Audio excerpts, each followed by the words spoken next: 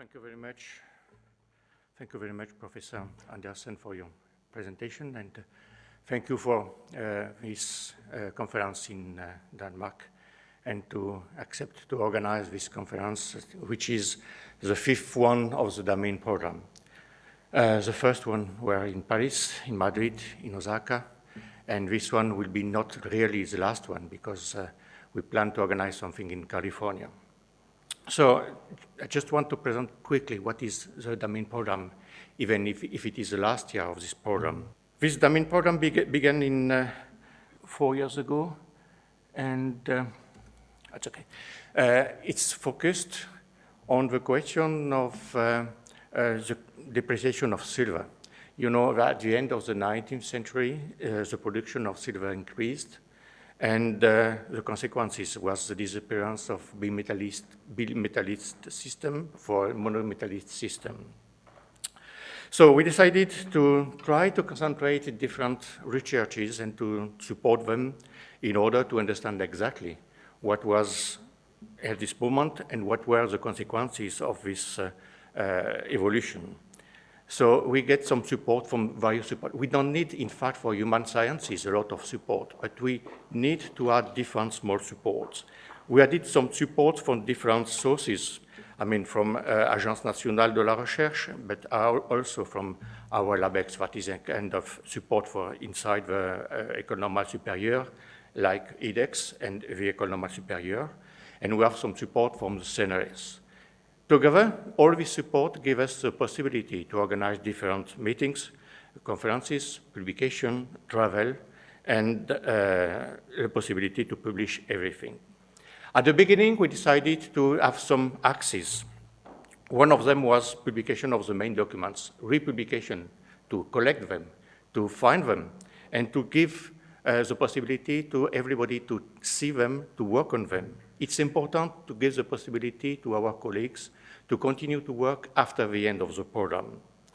We wanted to also to publish some new sources from archives, from new documents, perhaps already published and in the 19th century, but forgotten or lost for many parts of them.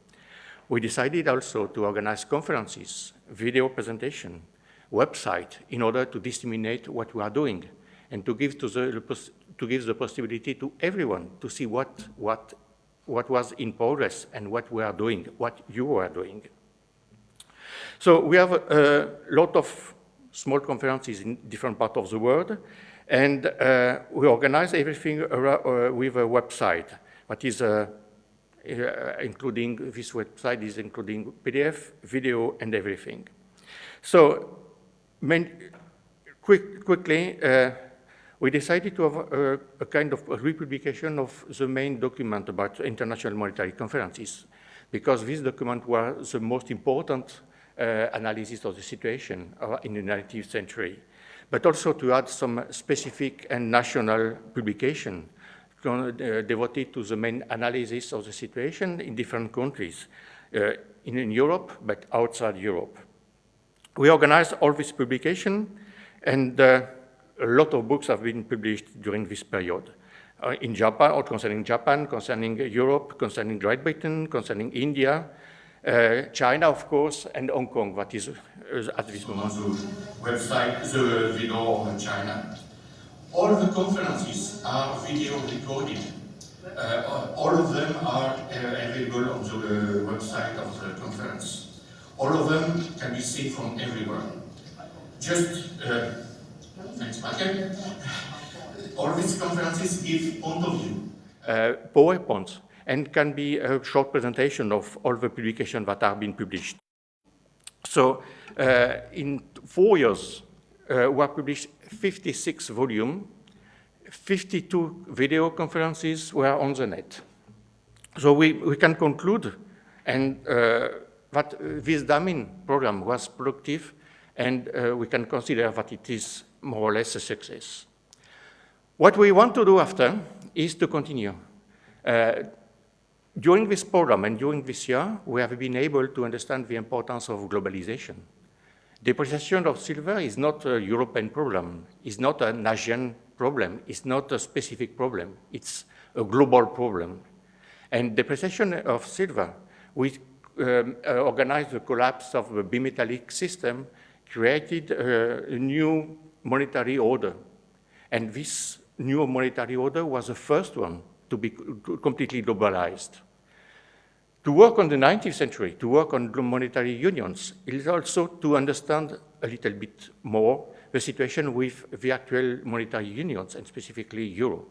So one of the ideas we have is to try to continue to make some analysis of what happened during the previous centuries in order to examine and to show exactly what was the main mistakes or the main difficulties. And these difficulties, to see if there are, for some of them, the same during the euro and for the euro period. So we try to continue. We applied with Michael to different calls. We will have the replies at the end of the year, I think, in October. So if we succeed, if we get this grant, we will continue and we will meet you very soon. So thank you very much, Michael, for this organization. Thank you for everything. Thank you for coming. Thank you to endure my mails asking for deadline, text, and so on. But, you know, now the proceedings are more or less ready. They will be published in beginning of July in order to be presented in the Kyoto World Economic History Conference and in the Taormina Numismatic Conference. I think it's very important each time to have quickly the proceedings because it's work in progress and we have to show to everybody what we are doing. So thank you for coming. Michael, I think you have some words to say and have a good work.